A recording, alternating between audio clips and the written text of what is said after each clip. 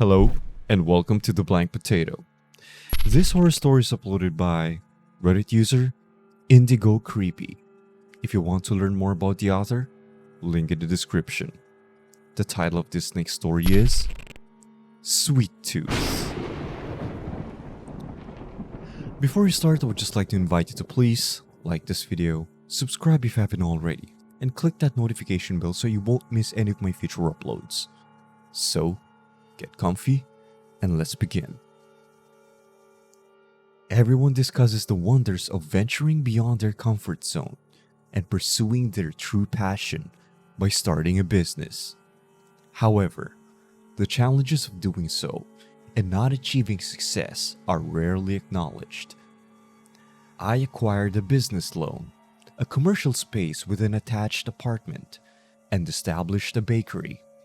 Unfortunately, I failed to attract any customers despite my many attempts with Facebook ads, radio ads, and even renting out billboards.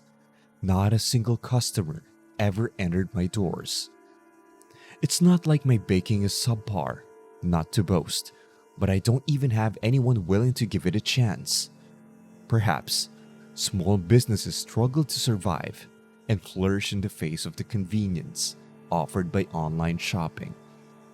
My mother requested a cake for her upcoming birthday in a month, expressing her desire to be my first customer, and she will pre-order. However, I find the idea of my mother bailing me out again and being my first customer just embarrassing, and I want to avoid it at all costs. As a result, my funds and ambition are depleting. One night, I found myself self-destructing as I indulged in a late-night snack of my own creations.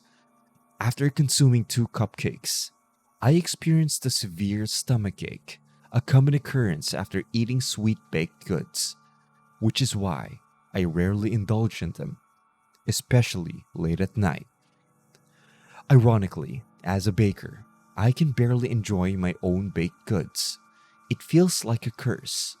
Devastated by my significant failures and this terrible stomachache, I was contemplating the wreckage of my life until I was interrupted by a sudden knock on the door of my bakery at 1 a.m.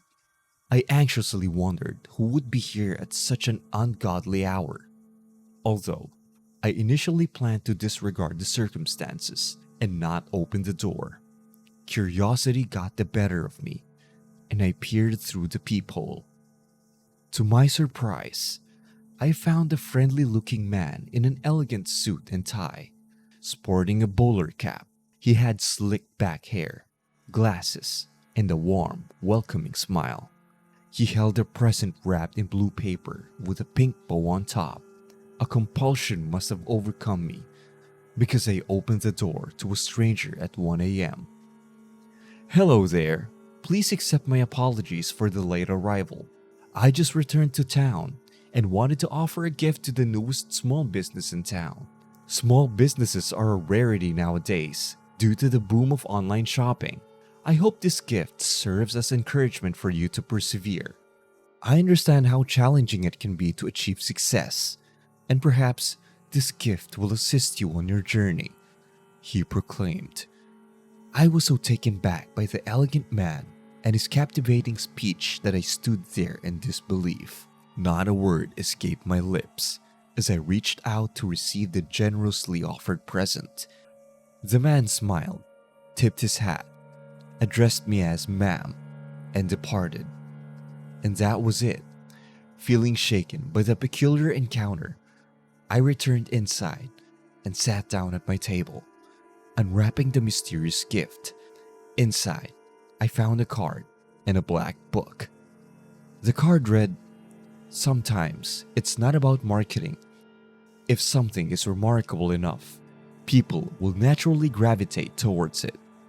I opened to the middle of the black book and started flipping through the pages, scanning its contents. To my disappointment, I realized I was looking at a cookbook. I left the book wide open on the table in my bakery and retired to bed, feeling defeated. I can fathom why I believed that the enigmatic man held the answer to all my problems. But for a brief moment, I entertained the delusion. The following morning, I opened my bakery for the day and started brewing coffee. I noticed the book once again. I stared at it intently until I finished my cup of coffee. I picked up the book. Over the next couple of hours, I baked several recipes from the book, carefully reciting each ingredient out loud to avoid forgetting anything. I could comprehend how these recipes could be significantly better than what I had been baking before, to the point where customers would seek me out.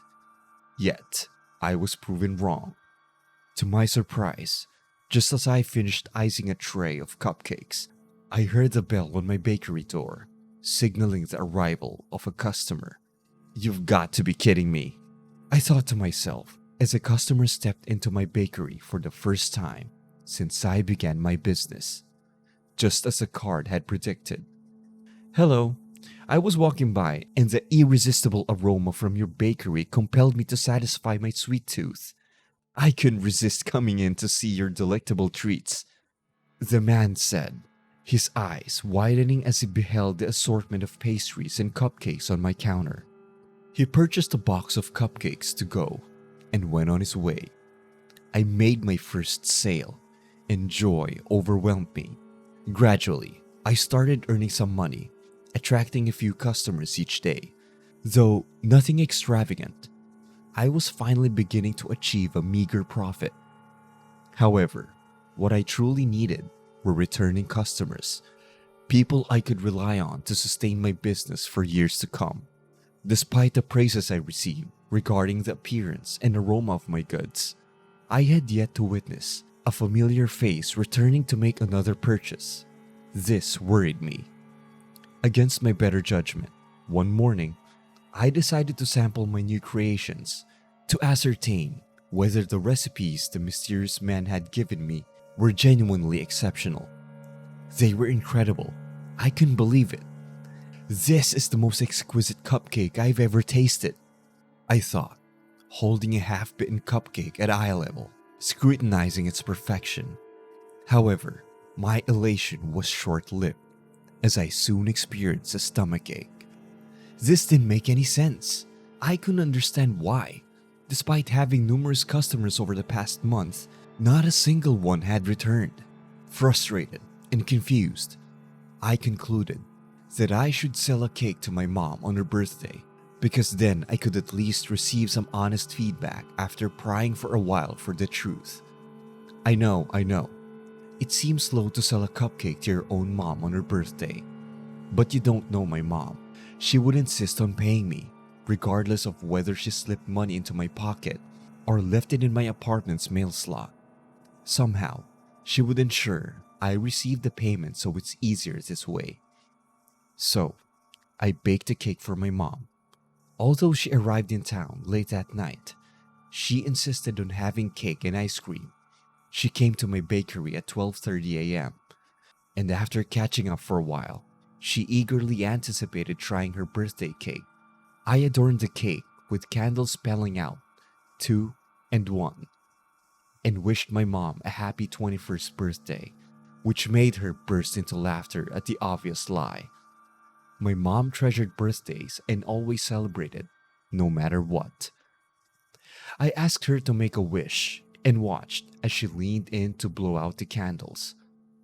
To my disbelief, my jaw dropped as I witnessed a colossal, open mouth materialized on the cake, with razor-sharp, shark-like teeth that swiftly engulfed my mother while she still had her eyes closed, beginning with her head, which caused her to be suspended upside down. Then, with its snake-like ability to stretch, its mouth widened to accommodate the rest of her body, and my mother disappeared with just a few jiggles. The cake, now a monstrous bloated creature, turned to face me.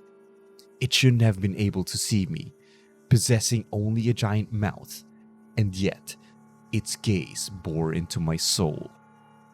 I screamed in horror as the monstrous cake turned its attention toward me. In all the chaos that transpired, the black cookbook fell off the table and landed on the ground, reminding me that this is how it all started. I darted for the book, ducked, and retrieved it, barely dodging a swift chomp from the cake-like creature, and fled outside overwhelmed and hysterical at the events that just unfolded that I'll never be able to live down. Now I understand why none of my customers returned, but I was around the baked goods as well, and I'm still here. I screamed frantically, tears streaming down my face, thumbing through the book's pages. My eyes darted around until they landed on the first page, which bore a crucial warning. Please read before using. Do not indulge in these delectable sweets after dark. The consequences of your sweet tooth may turn rotten. If you enjoyed that horror story, feel free to hit that like button and subscribe if you haven't already, and click one of the videos here if you want more horror stories like that. And as usual, I'll see you again next time. You have a creepy evening.